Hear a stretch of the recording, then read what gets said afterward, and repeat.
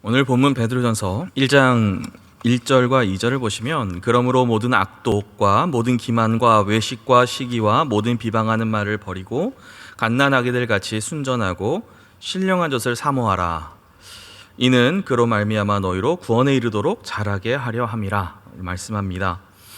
1절과 2절은 자람을 위해서 버리고 사모해야 할 것을 자람을 위해서 버릴 것이 있고 사모해야 할 것이 있다, 이렇게 요약한다고 할 수 있겠습니다. 먼저 1절은 그런데 이렇게 시작하죠. 그러므로 아마 그 앞부분에 있는 내용을 좀 알아야 봐야 될 것 같습니다. 그래서 본문 1장 23절을 보시면 너희가 거듭난 것은 썩어질 씨로 된 것이 아니요 썩지 아니할 씨로 된 것이니 살아있고 항상 있는 하나님의 말씀으로 되었다. 이 말씀을 받는 자들이 하나님의 말씀으로 거듭난 자들이다라는 것을 우리에게 알려줍니다. 그래서 영원한 하나님의 말씀, 이제 복음을 듣고 변화된 새 사람을 입은 자들이 이제 새롭게 태어났는데, 전에는 백성이 아닌 자들이 이제는 썩지 아니할 씨앗, 살아있고 항상 있는 그 말씀으로 거듭나서 오늘 본문으로 넘어오면 이제 갓난 아기들 같이 그 젖을 사모하라는 말씀으로 이 말씀이 이렇게 이어지면서 거듭난 자가, 새 사람을 이뤄 태어난 자가 갓난아기를 거쳐 구원에 이르는 자람이라는 성도의 영적인 성장을 염두에 두고 이 말씀을 전개해 나가고 있다라는 것을 우리가 파악할 수 있습니다. 그렇지만 초신자만을 염두에 둔 말씀은 아닙니다. 본문의 이 갓난아기라는 표현은 고린도전서 3장과 같처럼 내가 너희를 젖으로 먹이고 밥으로 아니하노니 이는 너희가 감당하지 못하였음이거니와 지금도 못하리라, 이런 말씀처럼 육신을 벗지 못해서 아직도 영적인 처보를 떼지 못한 그런 육신의 속함이라는, 성장하지 못한 신앙이라는 그런 부정적 개념으로 본문은 사용하지 않고 있고, 나면서부터 본능적으로 젖을 사모하는데 정말 진심이고 열심인 어린아이들처럼 갓난아기는 본능적으로 그러한 사모하는 것을, 간절히 갈급하는 것을 그가 원래 가지고 있는 것처럼 그런 긍정적인 개념으로 사용하는 것입니다. 아기가 태어나면 자라가는 기쁨이 있습니다. 무럭무럭 자라고 살이 포동포동 찌고 피부가 막 예쁘게 빛을 발하면 얼마나 예쁘고 큰 기쁨입니까? 마찬가지로 거듭난 성도의 영적인 성장 역시 하나님 앞에 이러한 기쁨이다라는 것을 우리에게 말씀합니다. 본문 5절은 하나님께서 거룩한 제사장으로 자라는 그 성숙한 성도의 신령한 제사를 기쁘게 받으신다, 이렇게 기록하고 있는 것처럼 바로 이것이 우리가 자라고 성숙해가고 거룩해져 가므로 우리가 하나님 앞에 영광을 올려드리는 것이고 그것이 하나님의 큰 기쁨이다라는 것이죠. 그런데 이 비유에 안타깝지만 차이가 있습니다. 거의 대부분의 건강한 갓난아이들은 엄마 젖을 본능적으로 갈급합니다. 심지어 저희 예전에 드림이만 봐도 태어나자마자 코와 입에다가 수시로 삽관을 해서 스스로 우유를 삼킬 수 있는 능력이 없는데요, 그런데도 그 쪽쪽이를 딱 물려주면 삼킴이 뭔지 모르는 아이가 그렇게 빨아댑니다. 아기들에게 이 젖을 향한 어떤 갈급함은 절대적이고 본능적이라는 것이죠. 그런데 신자에게 있어서 순전하고 신령한 것을 향한 갈망은 생각보다 그리 본능적이지 않습니다. 죄 중에 태어난 우리가 말씀으로 자람이 굉장히 영광스러운 일이지만, 우리가 예수 그리스도를 내 마음의 구주로 영접했다 그래서 우리의 마음에 자연스럽게 자동적으로 신령한 것을 열망하는 자리로 연결되어지지 않더라는 것이죠. 이건 우리 모두의 사실이고 고백입니다. 그저 이것이 자연스럽게 된 사람은 단 한 사람도 없습니다. 1521년 멜랑이톤에게 보내는 루터의 편지인데요, 저는 굳고 냉랭한 마음으로 여기 편안히 앉아 있습니다. 불쌍하지요. 기도도 거의 하지 않고 하나님의 교회를 위해 거의 슬퍼하지도 않으며 오히려 길들여지지 않은 제 육신의 맹렬한 불길 가운데 타들어가고 있습니다. 그 결과 제 육신이 불타는 것이 아니라, 제 영혼이 불타는 것이 아니라 제 육신이 정욕과 게으름과 나태함과 잠으로 불타고 있습니다. 지난 8일 동안 저는 한 줄도 쓰지 못했고 기도나 연구도 하지 못했습니다. 저는 더 이상 견딜 수 없습니다. 간곡히 부탁합니다. 이곳에 혼자 죄에 빠져있는 저를 기도해 주십시오. 수십 년 신앙생활을 해도 이 순전하고 신령한 것을 사모하는 것은 이 신앙 연조하고 관계가 없고요. 신앙의 깊이와 그 깨달음의 깊이와 전혀 관계없이 여전히 숙제라는 것이죠. 우리에게는 죄로 인해 하나님을 기뻐하고 하나님의 영광을 사모하는 본능이 파괴되고 고장난 사람들입니다. 그래서 우리는 우리의 마음을 지키지 않으면 우리는 순전하고 신령한 맛보다는 늘 자극적이고 늘 우리는 맵고 오히려 우리를 기쁘게 하는 그런 맛을 더 선호하게 되어 있습니다. 1절에 소개된 버려야 될 것을 보시면 악독과 기만과 외식과 시기와 비방의 말이다. 신약의 다른 성경들은 이러한 죄들이 신자들의 마음속에 얼마든지 활동할 수 있음을 끊임없이 말씀합니다. 복음을 믿음으로 이러한 죄로부터 우리가 자연스럽게 안전지대로 구분되는 것이 아니라 여전히 우리 마음에 악독과 기만과 외식과 시기와 비방의 말이 끊임없이 활동하면서 우리를 그쪽으로 기울어지게 하는 경향성을 가지고 있어서 이것을 버리지 않으면 자람은커녕 성장은커녕 백성이 아니고 긍휼을 얻지 못하던 때로 돌아갈 수도 있다는 것이죠.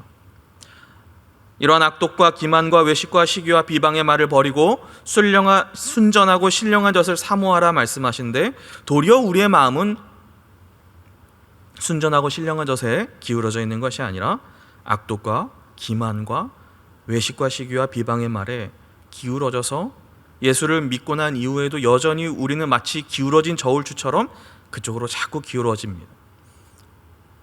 그런데 아무리 노력해도 잘 안 되지요. 심지어 때로는 하고 싶지 않을 때가 있습니다. 우리는 버려야 될 것으로 자꾸 기울어지고 사모해야 될 것은 잘 안 되는 그것이 우리의 현주소이죠. 그런데 여기에서 우리 주목할 사실은 사도는 이 버리는 것이 참 안 되고 갓난아이의 이 본능적인 사모함이 정말 안 되는 우리에게 영적 성장을 위해서 정직하십시오, 선하게 행동하십시오, 또 배려하시고 남을 세워주는 말을 하라고 하는 등 실천의 덕목들을 우리에게 제시하지 않습니다. 사실은 이러한 우리가 버려야 될 옛 습관을 훈련과 노력과 열심으로 극복해야 성장할 수 있다, 이렇게 기록이 바로 다음에 이어져야 이게 짝이 맞을 텐데 2절을 보시면 성경은 갓난아기들 같이 순전하고 신령한 젖을 사모하라, 이는 그로 말미암아 너희로 구원에 이르도록 자라게 하려 함이라. 성경은 하나님의 순전하고 신령한 이 말씀을 사모하게 되면 그 네가 먹은 그 순전하고 신령한 말씀이 너를 구원에 이르도록 너의 신앙을 영적인 성숙을 이루게 하도록 자라게 한다는 것입니다. 얼마 전에 레위기 8장의 제사장 유임식 말씀을 우리가 나눈 적이 있는데요. 이 관련된 말씀을 연구하던 중에 흥미로운 내용이 있었습니다. 고대 대다수의 신전과 종교 집단은 제사장 역할을 계속 제사장들을 키우기 위해서 어려서부터 제사장 교육을 시켰다라고 합니다. 그들이 정한 기준에 부합한 우등생이 제사장이 되든지 아니면 정치적인 이유로 제사장을 선발했다고 합니다. 이방 종교는 그럴 수 있다라고 여기는데 누구보다도 이스라엘 역시 나중에 이 제사장을 세워가는 데 있어서 이들의 과정도 별반 다를 게 없었습니다. 제사장 가문은 어려서부터 아이들을 맹렬하게 교육과 훈련을 시킵니다. 그리고 그들에게 거룩과 성별의 삶을 굉장히 훈련시키고 연습시킵니다. 그런데 이것으로 거룩이, 성별된 삶이 제사장으로 세워짐이 가능합니까? 애초에 제사장 위임식이란 이 의식 자체에 제사장을 거룩하고 성별하게 하는 능력이 전혀 없지요. 하나님 앞에 거룩하게 설 수 있는 능력이 그 의식에는 없습니다. 오직 하나님께서 거룩하고 정결을 부어주셔야만이 감당되는 자리이죠. 그 대표적인 예로 하나님께서 첫 번째 대제사장을 아론으로 세우신 것 아닙니까? 불과 몇 개월 전에 시내산에서 황금 송아지를 만들어서 온 백성으로 하여금 우상 섬기에 만든 어마어마한 큰 죄를 저지른 인물을 초대 대제사장으로 세우십니다.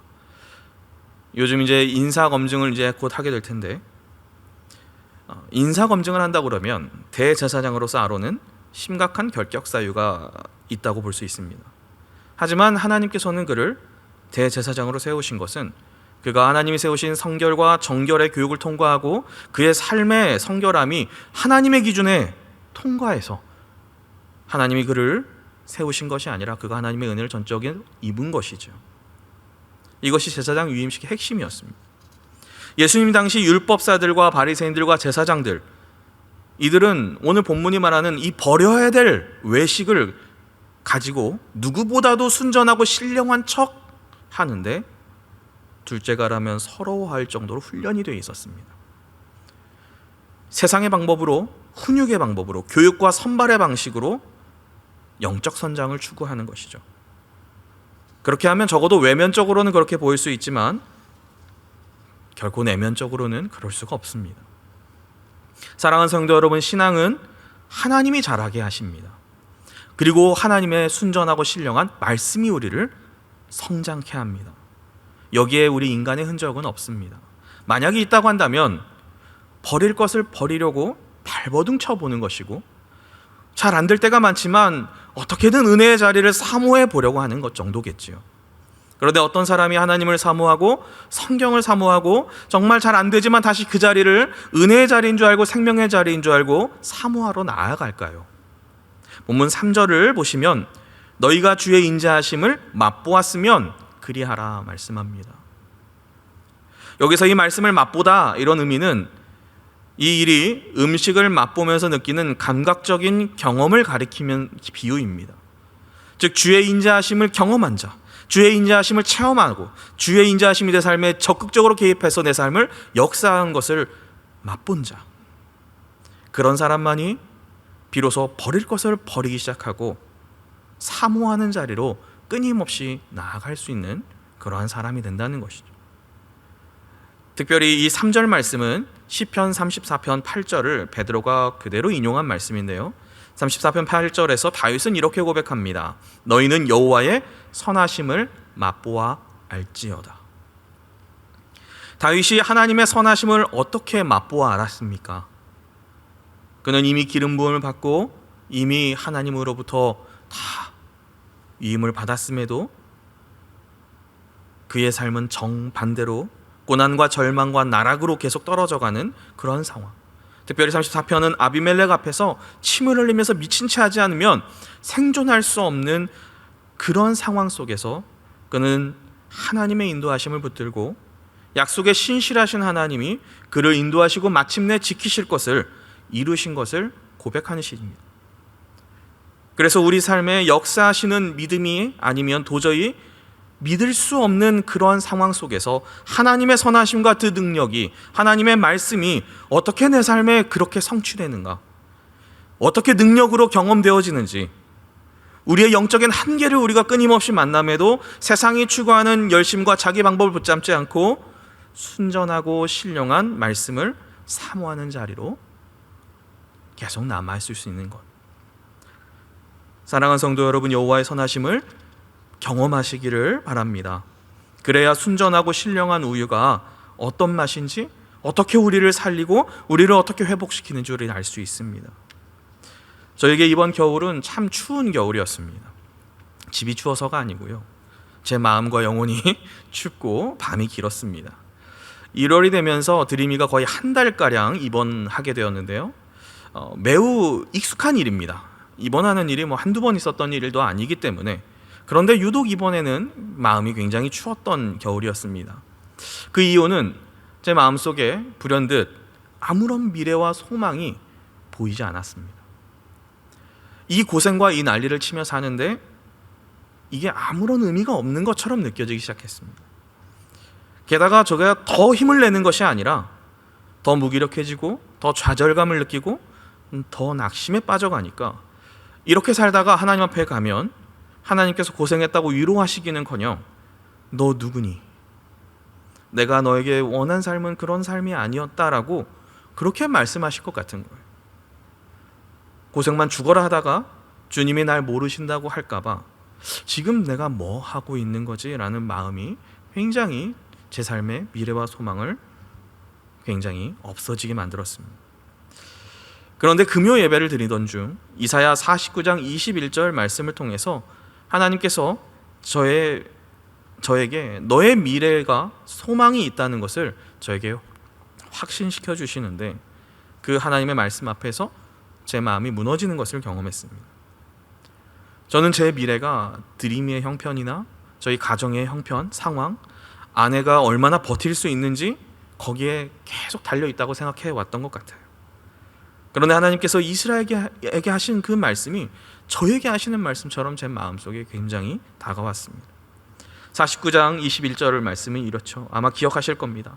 그때에 내가 내 마음에 이르기를 누가 나를 위하여 이들을 낳았는고 나는 자녀를 잃고 외로워졌으며 사로잡혀 유리하였거늘 이들을 누가 양육하였는고 나는 홀로 남았거늘 이들은 어디서 생겼는고 하리라.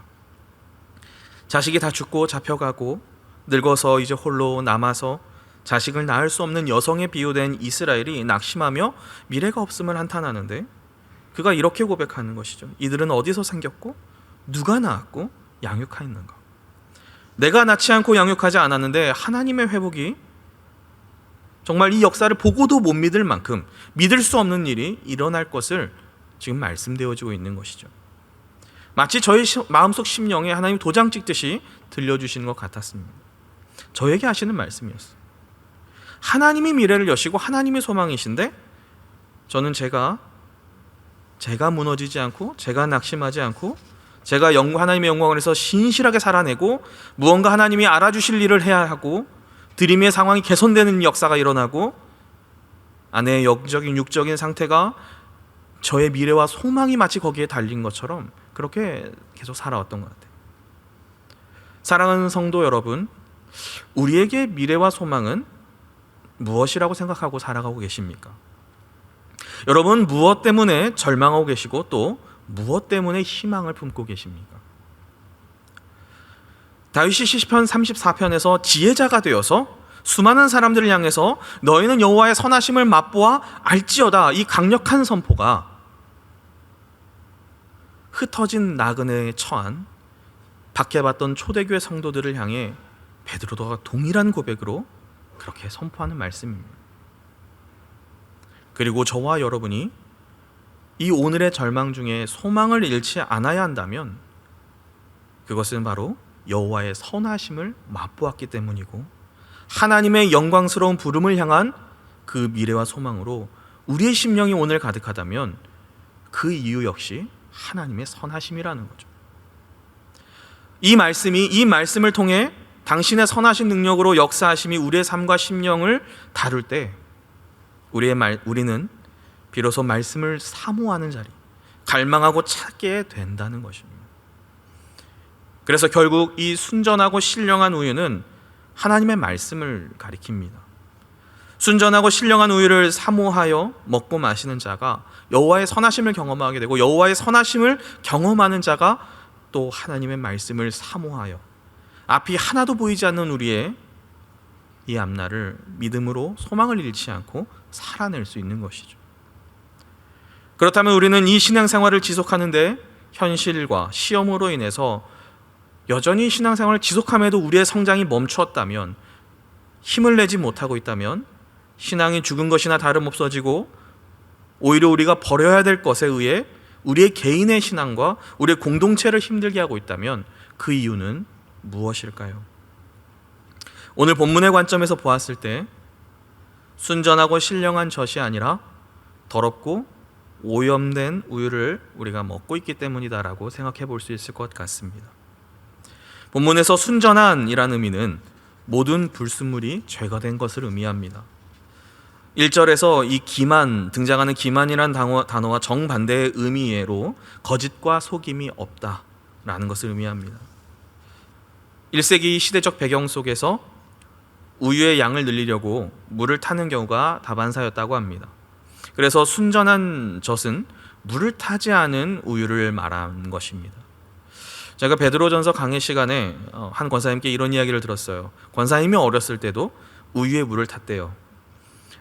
이제는 우리는 우유에 물 타는 시대를 저는 살고 있지 않죠. 그런 시대가 언제 있었냐는 듯 이제는 굉장히 좋은 우유를 다 먹지 못해서 쌓아두는 시대를 살고 있는데, 근데 이와 정반대로 놀랍게도 우리 귀에 들리는 하나님의 말씀은 어떻습니까? 시대가 거듭되고 풍성해질수록 다른 교훈이 섞이고 복음인 듯 복음이 아닌 복음 같은 것들만 범람하는 그런 시대를 우리는 지금 살고 있는 것 아닌가요? 사랑하는 성도 여러분, 순전한 복음, 그 순전한 복음을 사모하고 계시는지요? 아니면 우리 귀에 듣기 좋은 것들을, 그러한 것들을 우리의 말씀 속에 첨가하면서 우리는 그러한 말씀을 추구하고 있는지요? 하나님의 말씀을 사모하는 줄 알았는데 결국은 나를 위한 복음을 사모하고 세상 소망과 세상 방법으로 가득 채워진 승리주의에 도취된 그러한 복음만 우리는 사실 계속 추구하죠. 또한 신령한 젖은 물질적인 것이나 동물적인 것과 구별된 성령에 속한 우유다, 이런 의미입니다. 이러한 우유는 사람이 마땅히 먹으면 생명을 얻는 그러한 생명의 우유라고 말할 수도 있습니다. 이 땅의 것, 세상의 것으로는 살릴 수 없죠. 우리는 이 땅의 것으로 살 수 없습니다. 그 안에 생명이 없기 때문인데, 오직 사람을 마땅히 살리는, 우리가 먹었을 때 우리의 영혼이 상정하고 살아나는 것은 영적인 것이라야 가능합니다. 신령한 우유는 바로 성령에 속한 우유, 우리의 생명에 담긴 우유입니다. 순전하고 이 신령한 하나님의 말씀이 저와 여러분의 미래이자 소망임을 굳게 믿으시기를 주님의 이름으로 부탁드립니다. 순전하고 신령한 하나님의 말씀이 우리의 영혼을 비로소 살리더라는 것이죠. 그렇기 위해서 순전하고 신령한 하나님의 말씀, 세상적인 것 다른 것 가미되지 않은 오직 하나님의 그 순전한 말씀을 듣고 사모하시기를 주님의 이름으로 부탁드립니다. 오염되고 더러운 우유를 멀리 하시고 여호와의 선하심을 맛봄으로 끊임없이 다시 그 하나님의 말씀을 사모하는 갓난아이와 같은 그 갈급함의 자리로 하나님이 채우시는 그 은혜를 누리며 살아가시는 저와 여러분이 되시기를 주님의 이름으로 축복합니다.